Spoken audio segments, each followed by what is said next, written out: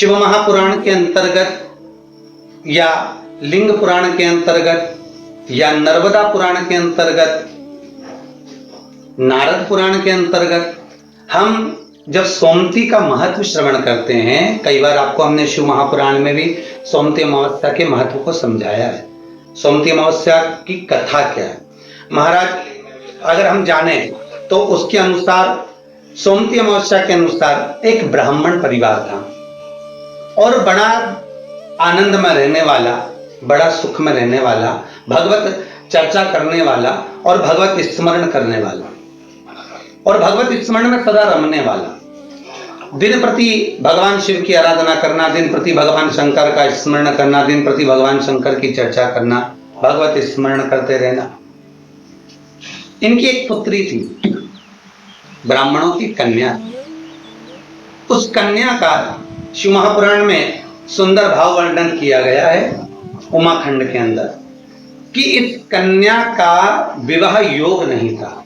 इस कन्या के भाग्य में, रेखा में, हस्त रेखा में, मस्तिष्क रेखा में, चरण रेखा में कहीं भी इस कन्या का विवाह योग नहीं था।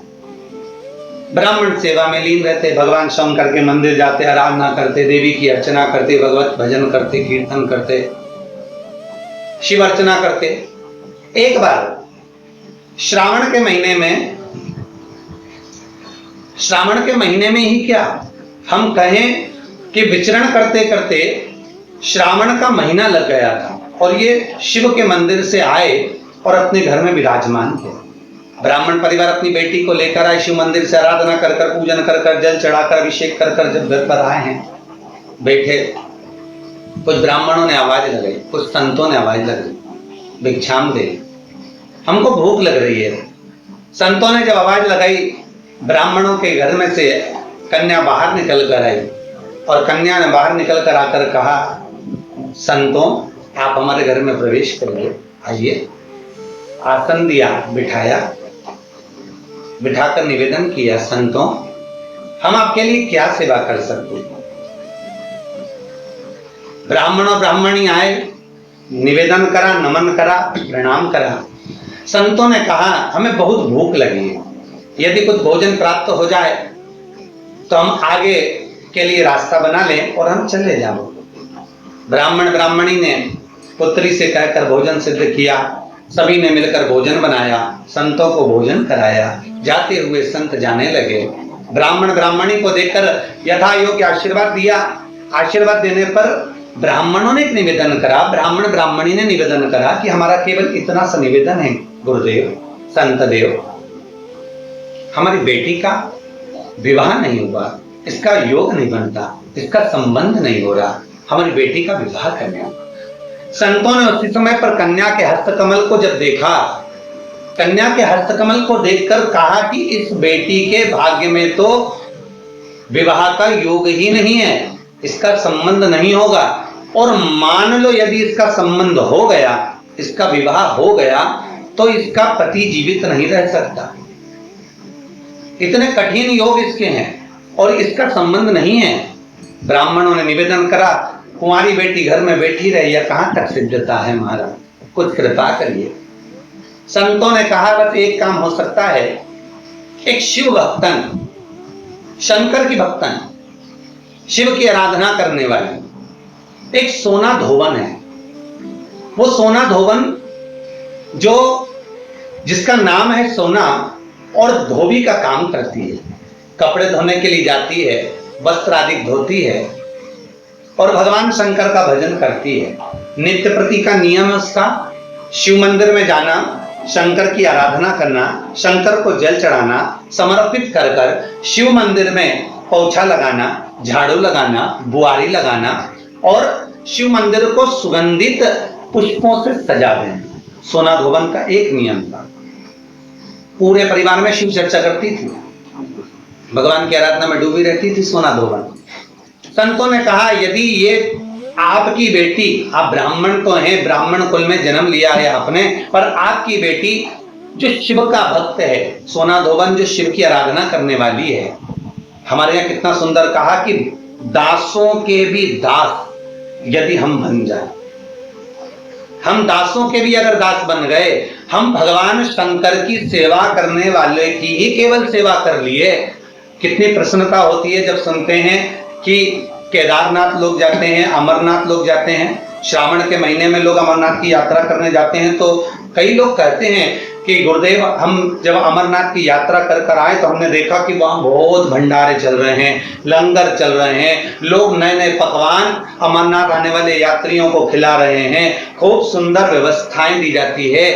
तो यहाँ तो शास्त्र कह रहा है कि शंकर के दरवाजे की चौखट पर भी यदि कोई सेवा कर रहा है, बुआरी काट रहा है, कोई शिव के मंदिर की आराधना कर रहा है, यदि हमने उसकी भी सेवा कर दी और वो निस्वार्थ भाव से सेवा कर रहा है और उसकी भी यदि हमने सेवा कर दी तो शंकर प्रसन्न हो जाते हैं। तो संत कह रहे हैं अगर आप ब्राह्मण की पत्नी हैं से कहा कि अगर आपकी पुत्री ये ब्राह्मण कन्या सोना धोवन के यहाँ जाकर अगर सोना धोवन की थोड़ी सी सेवा कर ले, मात्र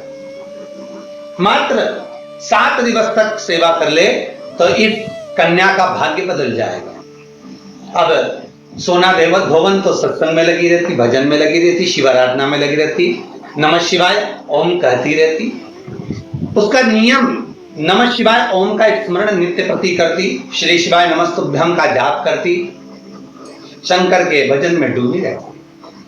कन्या को मालूम पड़ा, माता पिता ने कहा बेटा सोना धोवन है, ब्राह्मण कुल में तुम्हारा जन्म हुआ है, तुम जाकर सेवा करो, हम भी कहते हैं, मना नहीं है, पर जगत क्या कहेगा। बेटी कहती है माँ यदि संत के मुख से निकली हुई वाणी सिद्ध होती है तो मुझे सेवा करने में क्या दिक्कत है, मैं सेवा करने को तैयार हूं माँ। अब बेटी प्रातः में जल्दी उठ जाती और ब्राह्मण कन्या उठकर तुरंत सोना धोवन के घर पहुंच जाती। सोना धोवन की एक बहू और बेटा थे, सोना धोवन का पति था घर में। ये सब उठे उससे पहले ये घर में प्रवेश कर कर झाड़ू लगाकर, पोछा लगाकर, वस्त्र आदि धोकर और ब्राह्मण कन्या पूरे घर की बुआरी कर कर, दीप प्रज्वलित कर कर, सोना धोवन के दरवाजे पर दीप लगाकर और आ जाती। अब सोना धोवन 8 दिन 4 दिन 3 दिन निकले और 3-4 दिन निकलने पर बहू से कहा बेटा तो इतनी जल्दी जग जाती है, सारी सेवा करके पूरे घर का सफाई कर देती है, मुझे मौका ही नहीं देती आजकल। बहू बोली माँ मुझे तो लगा कि आप सुबह जल्दी उठते होगे। तो माँ को लगा कि बहू उठती है, बहू को लगा कि सास उठती है। दोनों ने विचार करा कि फिर अपने घर में आकर इतनी सेवा कर कर, झाड़ू आदि बुआरी आदि कौन कर कर जा रहा, देखे तो सही। कौन कलश भर कर जाता है जल का शंकर जी के लिए, कौन फूल रख कर जाता है शिव जी के लिए, कौन बेलपत्र रख कर जाता है शिव जी के लिए, कौन इतनी सामग्री जुटा कर जाता है शंकर जी के लिए, कौन चंदन घिस कर जाता है शिव जी के लिए, मुझे देखना है।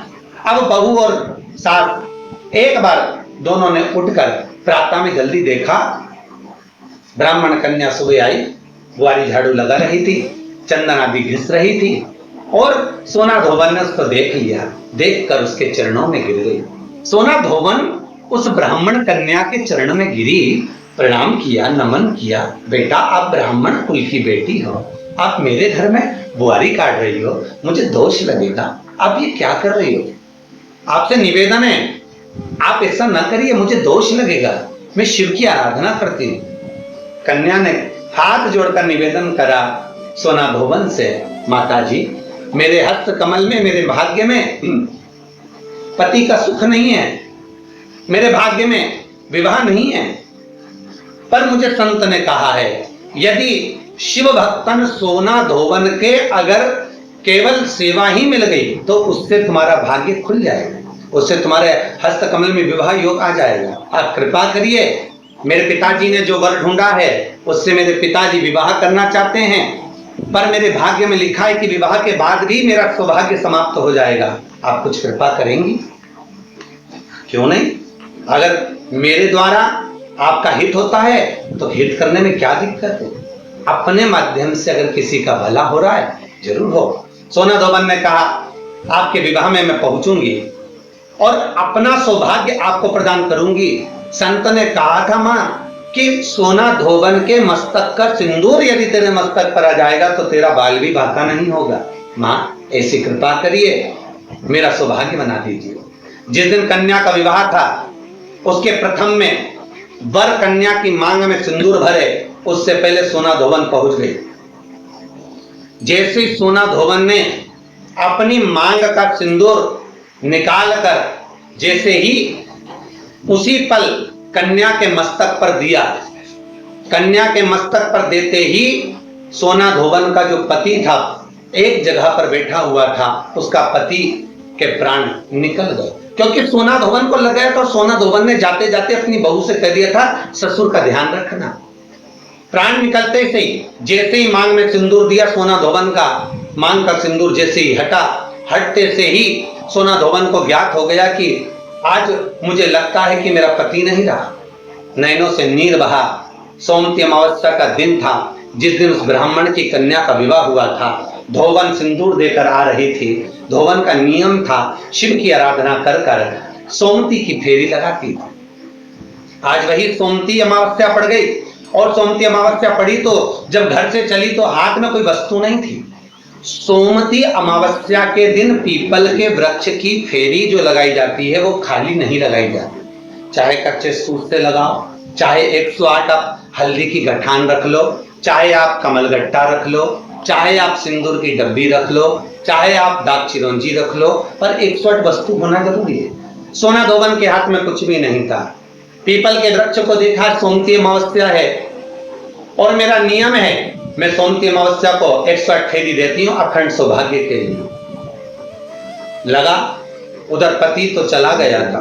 सोना धोबन ने एक ईंट पड़ी हुई थी, ईंट के 108 टुकड़े कर लिए, और ईंट के 108 टुकड़े कर सोना धोबन ने पीपल के वृक्ष के नीचे पहुंचकर, पीपल देव में जिसमें 52,000 ब्राह्मणों का वासा होता है, जिस पीपल में सारी सिद्धियां प्राप्त होती है, जिस पीपल में स्वयं लक्ष्मी नारायण के साथ निवास करती है, जिस पीपल में स्वयं सूर्यदेव शनि महाराज और यमराज को विराजमान करते हैं, उस पीपल में जिसमें ब्रह्मा विष्णु शिव सदा निवास करते हैं, ऐसे पीपल की जब फेरी लगाना सोना धोबन ने चालू करी तो महाराज शिव महापुराण की कथा कहती है, सुंदर नर्मदा पुराण की कथा कहती है, 108 ईंट की खोड़ से, ईंट के टुकड़े से जब सोना धोबन की फेरी पूर्ण हुई, जैसी पूर्ण होती है सोना धोबन अपना पल्लू पसार के प्रणाम जैसी करती है।